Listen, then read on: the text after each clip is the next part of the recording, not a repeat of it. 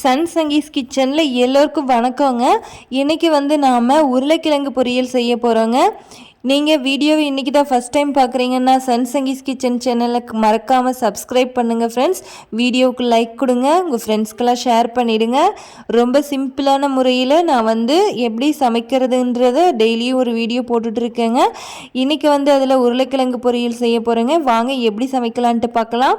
First உருளைக்கிழங்கு இந்த மாதிரி ரெண்டாக கட் பண்ணிவிட்டு கொஞ்சம் தண்ணி விட்டு 4 விசில் விட்டு அடுப்பை ஆஃப் பண்ணிடுங்க குக்கரில் போட்டு.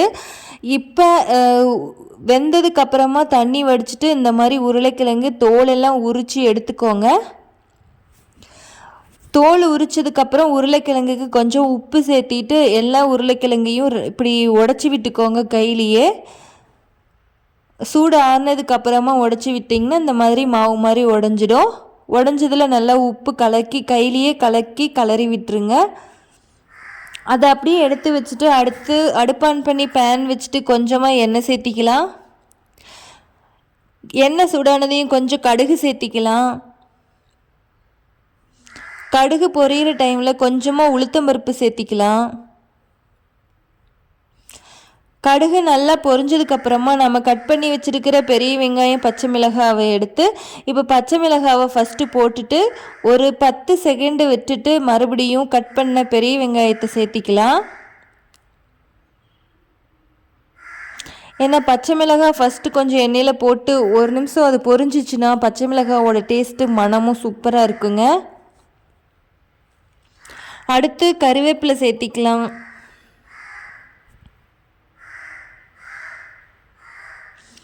இப்போ கருவேப்பிலை சேர்த்துனதுக்கப்புறமா நல்லா கிளறி விட்டுக்கலாம்.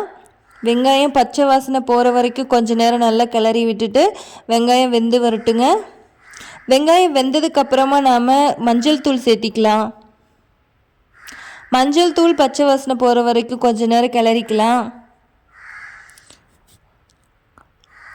இப்போ இது கூட நாம் துருவி வச்சுருந்த தேங்காவை சேர்த்திக்க போகிறோம். தேங்காவை சேர்த்திட்டு கொஞ்ச நேரம் நாம் தேங்காவை வெங்காயத்தோடு நல்லா கலங்கி வர மாதிரி கிளறி விடணும். தேங்காவை ரொம்ப நேரமாக வறுக்கக்கூடாது. கொஞ்ச நேரம் வறுப்பட்டாவே அந்த சூடு ஏறி ஆவி வரும்ல, ஒரு நிமிஷத்துக்குள்ளே தான் வணக்கணுங்க. ரொம்ப வணக்கிட்டோன்னா தேங்காய் வறண்டு போன மாதிரி ரொம்ப ட்ரையாக இருக்குங்க. ஒரு நிமிஷத்துக்குள்ளே வரைக்கும் தான் அந்த தேங்காய் சூடு ஏறிட்டு கொஞ்சம் ஆவி வந்ததுன்னா போதுங்க தேங்காவுக்கு. அதுக்கு மேலே கிளறிட்டு இருந்தோன்னா நம்மளுக்கு ட்ரை ஆகிடும். இப்போ கொஞ்சம் தேங்காவுக்கு தேவையான உப்பு சேர்த்து நல்லா கிளறிக்கலாம். தேங்காய் வணங்கியதும் உடனே நாம் வேக வச்ச உருளைக்கிழங்குல உப்பு போட்டு உருளைக்கிழங்கு உடச்சி வச்சுருந்தோம்ல அதை சேர்த்திக்கலாம்.